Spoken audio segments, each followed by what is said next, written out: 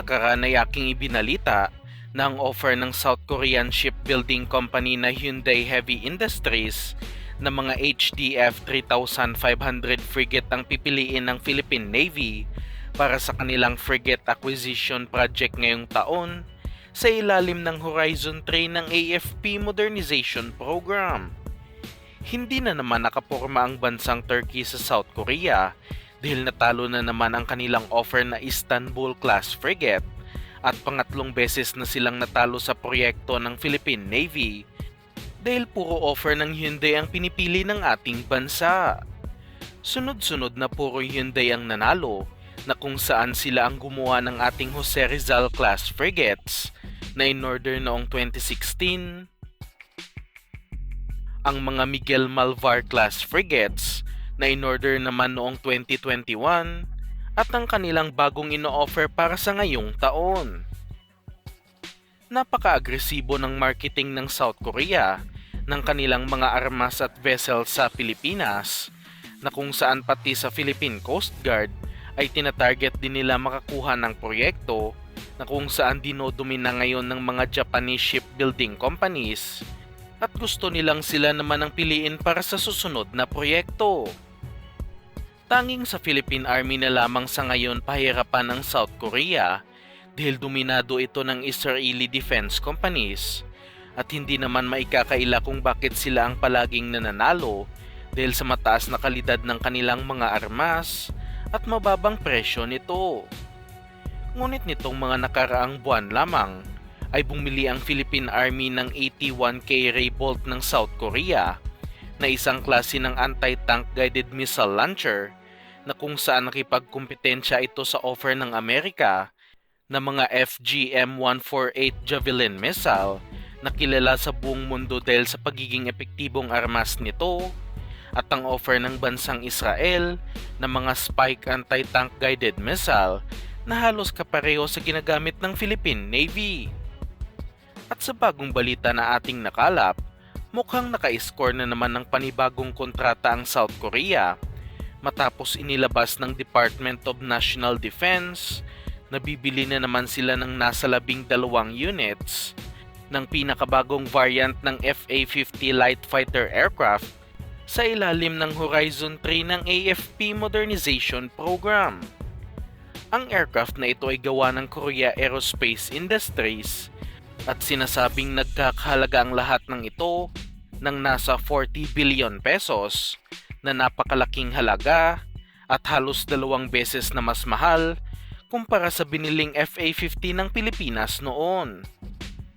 Nabili ng Philippine Air Force ang ating kasalukuyang FA-50 noong taong 2013 na nagkakahalaga ng lagpas 18 billion pesos at napakamahal ng bagong bibilhing mga aircraft dahil sa mas malakas na palitan ng dolyar at heavily upgraded ang mga bagong FA-50. Iilan lang sa bagong kayang gawin ng FA-50 Block 20 ay ang tinatawag na Beyond Visual Range Combat na kung saan kaya na nitong magdala ng AMRAAM missile na may range na aabot sa 180 kilometers kaya kayang-kaya nito tamaan ng kalabang aircraft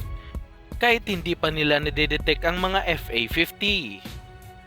Ang isa pang matinding upgrade ay ang tinatawag na AESA radar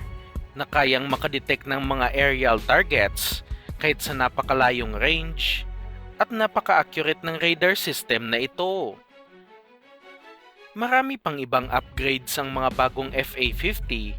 ngunit alam naman natin na medyo dismayado tayo dahil umaasa tayo ngayong taon na multi-role fighter jet ang bibilhin ng Pilipinas,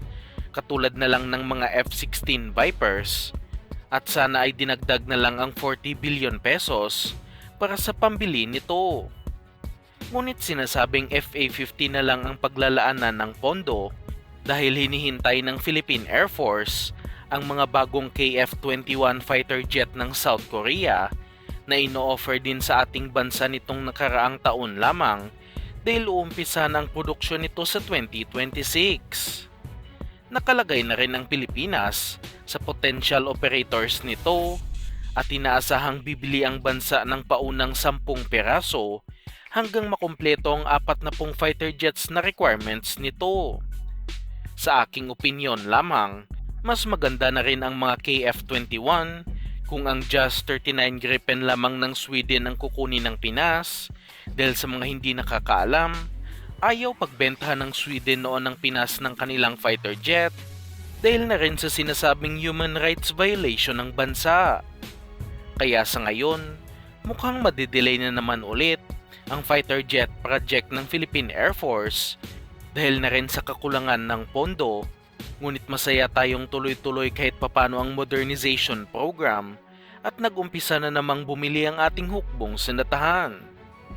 At sa isa pang balita, patungkol pa rin sa Philippine Air Force, ibinalita din itong Disyembre ng nakaraang taon na magdaragdag ng close air support aircraft ang Pilipinas matapos iretiro na ang mga OV-10 Bronco na ilang dekada na nagsiserbisyo sa bansa na nagamit pa noong Marawi Siege at ang mga AH-1S Cobra attack helicopter na donasyon ng Jordan noong 2019 lamang, kaya hindi talaga ito nagamit ng matagalan ng ating Air Force.